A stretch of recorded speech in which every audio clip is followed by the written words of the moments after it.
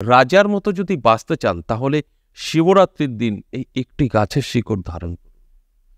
কি সেই গাছের শিকড় জানতে হলে শেষ পর্যন্ত প্রোগ্রামটা দেখতে হবে, অবশ্যই জানতে পারবেন। আমি এর আগেও বেশ কিছু এই শিকড় বা অন্যান্য কবচ বানানো আমি আপনাদেরকে বিস্তারিত বোঝানোর চেষ্টা করেছি। তার মধ্যে বেশ কিছু জাতক জাতিকারা তারা সাকসেস পেয়েছে এবং সফলতা তাদের জীবনে পেয়ে গেছে, আর বেশ কিছু জাতক জাতিকারা তারা কিন্তু সফলতা পায়নি। এরও কারণ আছে। এর কারণ বলতে সম্পূর্ণ ভিডিও তারা দেখে না। ম্যাক্সিমাম সময় ভিডিও দেখার পরে কমেন্ট করছে, হোয়াটসঅ্যাপে পর্যন্ত এসে বলছে এটা কি ওটা কি, কি করে বাঁধবো, কি করে ধরবো, কি করে তুলবো। তাদের উদ্দেশ্যে বলছি, আপনাদের এত ধৈর্য কম, এত ধৈর্য কম। আমি কিছু বাদ রাখি না, সবটাই বলি, তাও আপনারা বুঝতে পারেন না। তাই আপনাদের জীবনে এত কষ্ট, কারণ আপনারা সবকিছুই এরকম বুঝতে পারেন না, তাই সেই জায়গায় পৌঁছাতেও পারেন না, তাই কষ্ট। কিছু করার নেই, এটা একদম ভগবানের আশীর্বাদ আপনাদের উপরে। আর যারা নিজেদেরকে ডেভেলপ করতে চায় তারা সব কিছু বুঝে যায়, তাদের ভাঙাতে হয় না, বললে বুঝে যায় এটা কলম হবে না কলকাতা হবে।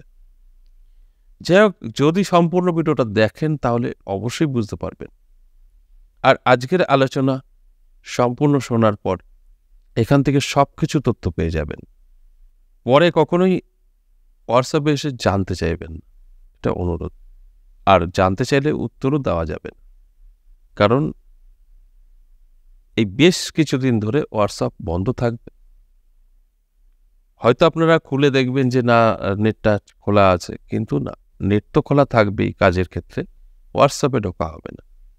তাই এর কোনো উত্তর পাবেন না।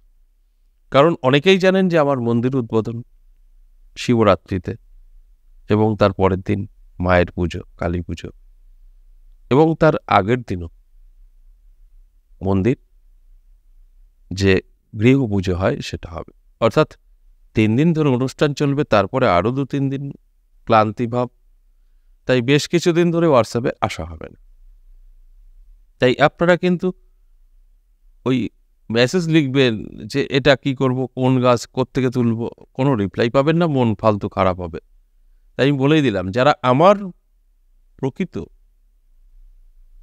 ফ্যামিলি মেম্বার, আমি বলবো আমাকে ভালোবাসে, তারা জানে যে আমার এই মন্দির উদ্বোধন হচ্ছে, এই কদিন বন্ধ থাকবে।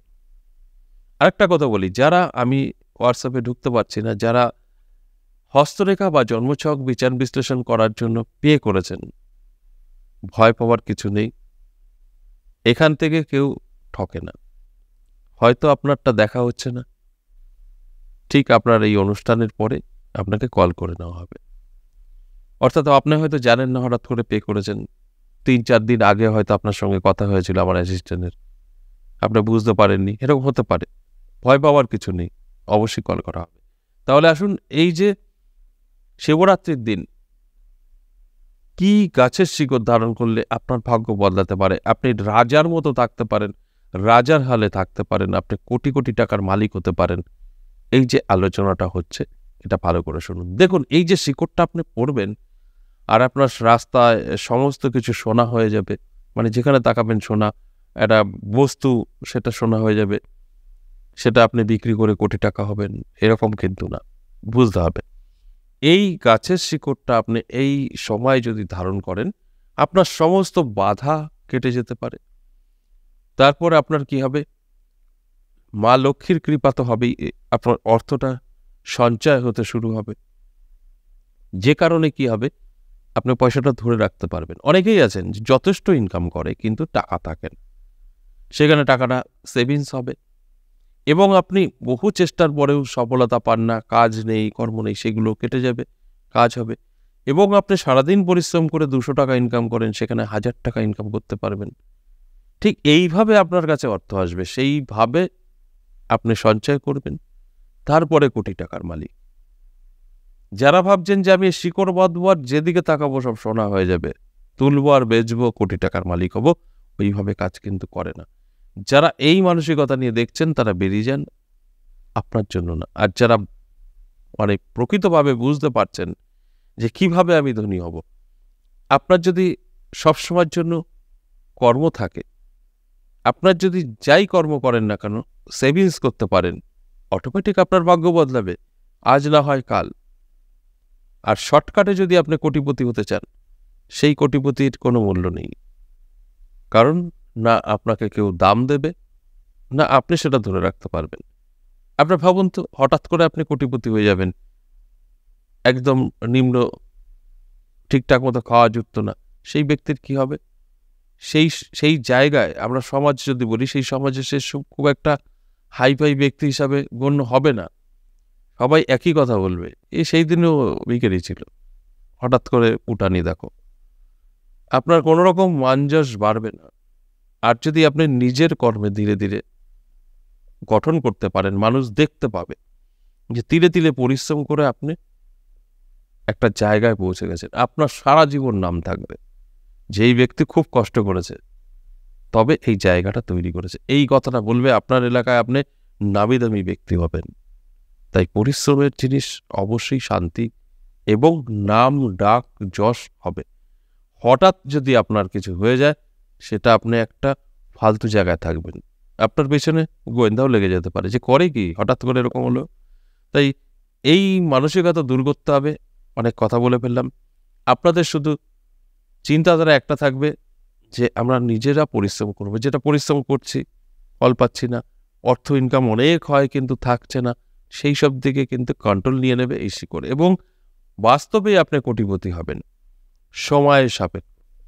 তাই বিশ্বাস নিয়ে এটা করতে হবে। কি করতে হবে দেখুন, এই শিবরাত্রির দিন আপনার এই শিকড়টা তুলতে হবে ঠিক ভোরবেলা, ব্রহ্ম মুহূর্তে উঠলে ভালো, না হলে সূর্য ওঠার আগে। সূর্য উঠে গেলে তোলা যাবে না, সূর্য ওঠার আগে গাছের গোড়ায় জল দিয়ে ধূপ দীপ দেখিয়ে গাছ তোলা মন্ত্র বলে গাছটা তুলবেন, বাঁ হাত দিয়ে টেনে তুলে নেবেন। গাছ তোলা মন্ত্র কিছুই না, আপনার মতো করে বলবেন। গাছের গোড়ায় যাবেন, ধূপ দীপ দেখাবেন, বলবেন, হে সত্য যুগের বৃক্ষ তুমি, কলিযুগে জাগো, আমি যে কাজে লাগাবো তুমি সে কাজেই লাগো। 3 বার বলবেন, ছাকা দেবেন, ভাত দিয়ে টান দিয়ে তুলে নেবেন ধূপ দীপ দেখিয়ে ভোরবেলা। তারপরে ওটা যতটা শিকড় মাটির নিচে ছিল ততটা শিকড় কেটে নেবেন, গাছটা ফেলে দেবেন। গাছটা ছোট হতে হবে, বড় গাছ তুলবেন না, ছোট গাছ হতে হবে। তারপর কি করবেন, ওটা কাঁচা দুধ দিয়ে ধোবেন, ধুয়ে নিয়ে তারপর বাবা ভোলেনাথের যে পুজো অর্চনা হবে, চতুর্দশী লাগার পর 4 প্রহরে যেখানে পুজো হয় সেখানে আপনি বাবা ভোলেনাথের মাথায় রেখে 4 প্রহর পুজো দিতে হবে। 4 প্রহর পুজো দেওয়ার পর পরের দিন হয়ে গেল অমাবস্যা তিথি, 9 তারিখ। তারপর একটা রূপোর কবজ আনবেন, ওই শিকড়টা কিছুটা চন্দন বাটা দেবেন, লাল কাপড়ে মুড়ে ওই কবজে যতটা ধরে ততটা কেটে নেবেন। কেটে নিয়ে লাল কাপড়ে মুড়ে চন্দন বাটা দিয়ে আপনার রূপোর কবজে ভরে মোম দিয়ে আটকে ধারণ করবেন। ছেলেরা ডান হাত, মেয়েরা বাঁ হাত। আর ব্যালেন্স যে অংশ শিকড়টা থেকে যাবে সেটা ওই চন্দন বাটা দিয়ে লাল কাপড় মুড়ে আপনার ক্যাশ বাক্সে রেখে দিন। এটা পরের দিন অমাবস্যার দিন করুন। সম্পূর্ণ বলে দিলাম, কোনো কিছু বাদ রাখিনি। তারপরেও যদি কমেন্ট বা হোয়াটসঅ্যাপে যান তাহলে কিন্তু কোনো উত্তর পাবেন না। আমি ভালোর জন্যই বললাম, কারণ আমি হোয়াটসঅ্যাপে থাকছি না। আজ এ পর্যন্তই, আবারও আসবো নেক্সট ভিডিও নিয়ে। ততক্ষণ ভালো থাকুন। নমস্কার।